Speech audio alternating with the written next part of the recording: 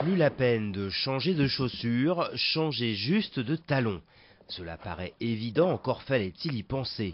La Canadienne Tanya Heath a eu cet éclair de génie pour en finir avec ce fâcheux dilemme de la femme moderne. Nous, les femmes, on ne veut pas s'enfermer dans une identité. On veut être tour à tour séduisante, femme d'affaires, maman. J'ai pensé qu'il était injuste qu'il n'y ait pas une paire de chaussures qui permette aux femmes d'exprimer toutes ces différentes facettes en une seule journée. Il n'a pas été facile au début de convaincre des fabricants à adopter le projet, mais maintenant Tanya propose un choix de 30 modèles de chaussures différentes et 120 paires de talons.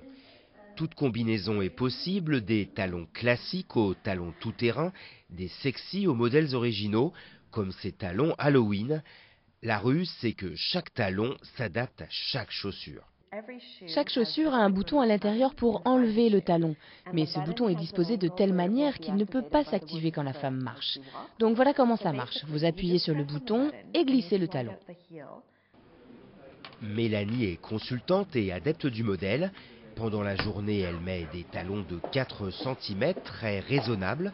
Mais ce soir, elle sort, elle a déjà mis sa tenue de soirée et elle veut aussi changer de chaussures pour quelque chose de beaucoup plus haut.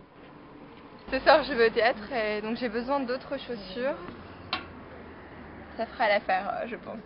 Avant, j'avais souvent une paire de ballerines dans le sac à main pour pouvoir me dépêcher, aller d'un endroit à l'autre de manière plus rapide. Et puis, c'est pas pour ça que je voulais renoncer à des chaussures assez chic ou assez classe. Et donc là, ça permet de combiner les deux de manière efficace tout en restant assez classe avec des jolies chaussures. Donc c'était une idée révolutionnaire.